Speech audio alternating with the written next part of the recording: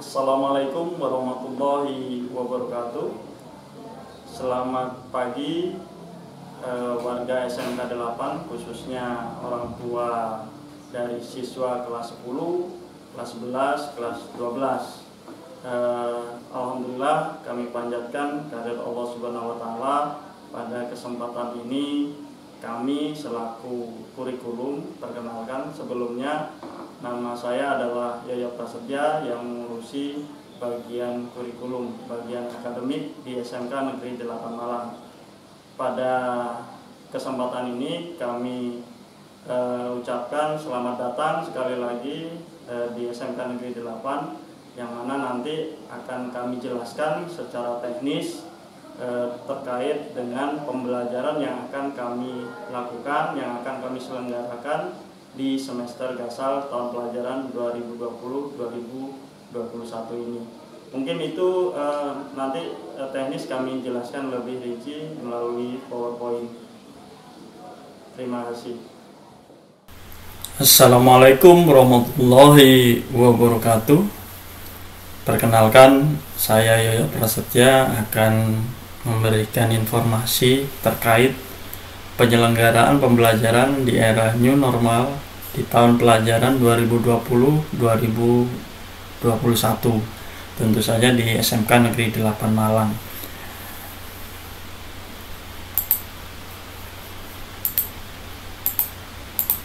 Jadi penyelenggaraan pembelajaran di masa pandemi COVID-19 di SMK 8 akan kami informasikan dasar hukumnya,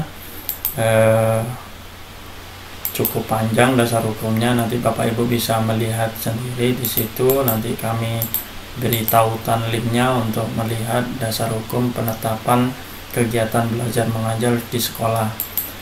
Kemudian untuk sekedar diketahui, belajar di rumah itu pembelajaran melalui 3 pendekatan daring dalam jaringan dan pendekatan luring luar jaringan atau kombinasi di antara keduanya. Daring itu yang memakai gadget, memakai gawai, laptop, Android, itu menggunakan aplikasi seperti Google Meet, Webex dan sebagainya. Luring itu menggunakan radio, televisi, bahan ajar cetak dan sebagainya. Kemudian daring itu pembelajaran jarak jauh. PJJ daring itu bagaimana? Pembelajaran jarak jauh daring itu melalui dua tahap atau 2 bagian. Yang pertama adalah tatap muka virtual dan satu lagi adalah Learning Management System atau LMS atau kelas virtual atau bahasa Indonesianya adalah kelas maya. 2 hal inilah nanti Bapak Ibu yang perlu Bapak Ibu ketahui yang menjadi dasar apabila kita masih belum diperkenankan untuk masuk ke kelas, maka kita menggunakan sistem pembelajaran jarak jauh daring ini, yaitu menggunakan tatap muka virtual dan manajemen sistem atau kelas virtual.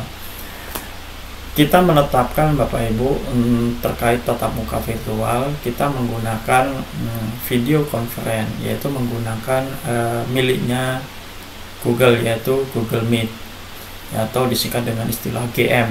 Nanti di YouTube banyak sekali apa itu GM, bagaimana cara masuk GM, itu sangat simpel sekali.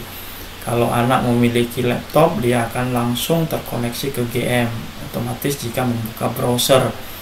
Paling gampang lagi ketika putra-putri panjenengan sudah buka email Google, di situ sudah ada menu untuk langsung Vicon, tinggal minta kode dari guru yang mengajar nantinya untuk bisa masuk ke video conference atau tatap muka virtual.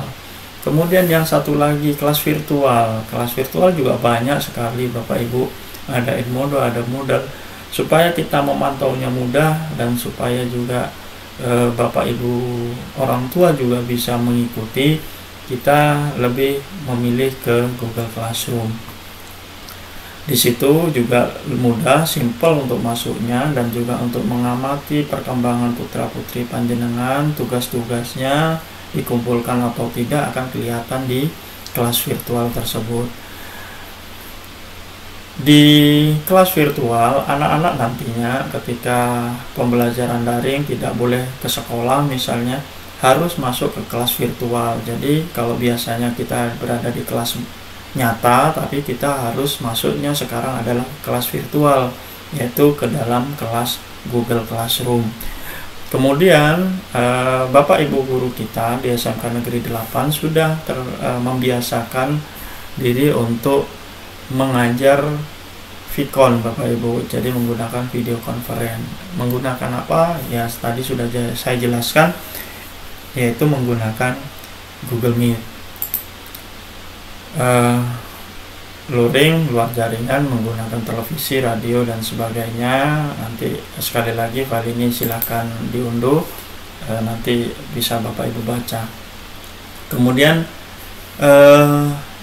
skema atau bagaimana sih harus saya siapkan, putra putri saya harus saya siapkan mengikuti kelas daring itu.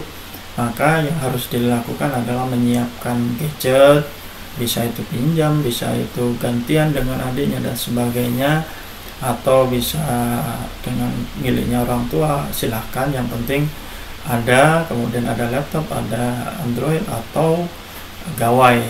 Kemudian orang tua dan siswa harus berada dalam media sosial, dalam grup, bisa Telegram, bisa WhatsApp dan sebagainya.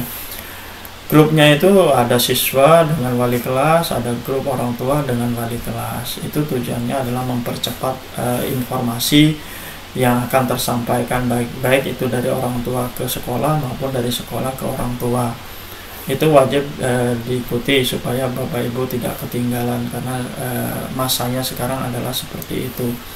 Kemudian yang langkah selanjutnya adalah siswa masuk ke GC. GC itu Google Classroom Bapak Ibu, yang tadi disebutkan adalah kelas virtual. Jadi anak-anak wajib tiap hari masuk ke dalam Google Classroom atau kelas virtual itu. Kemudian nanti ada hari-hari tertentu Bapak Ibu guru akan meminta anak-anak untuk mengikuti penjelasan secara langsung menggunakan istilah video conference. Jadi Bapak Ibu guru kami nanti akan mengajar di depan monitor laptop masing-masing. Anak berlaku sebagai siswa dan juga bisa menyimak materi, bisa menyimak presentasi, bisa bertanya, bisa diskusi dan sebagainya.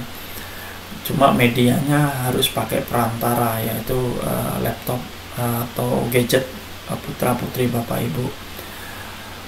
Kemudian nah ini ketika menjadi peserta Google Meet video conference, maka dapat bisa menggunakan laptop. Kalau menggunakan laptop langsung buka browser, bisa menggunakan Chrome, kemudian langsung diklik langsung masuk. Tetapi kalau menggunakan gadget atau menggunakan Android harus diinstal dulu Bapak Ibu. Insya Allah putra putri panjenengan akan familiar bagaimana cara menginstalnya, tentu saja di Play Store atau App Store. Kemudian yang harus diperhatikan ketika menggunakan Google Meet atau video conference, mohon maaf saya menjelaskan agak cepat karena memang terbatas oleh durasi waktu. Yang pertama adalah siswa harus memiliki akun Gmail yang permanen atau tetap. Artinya Bapak Ibu, siswa itu harus memiliki akun Gmail sendiri, tidak bisa ngikut akun milik Bapak Ibunya. Untuk kemudahan apa? Ya tentu saja kemudahan ketika anak itu muncul di kelas virtual, nantinya dia akan muncul dengan namanya sendiri.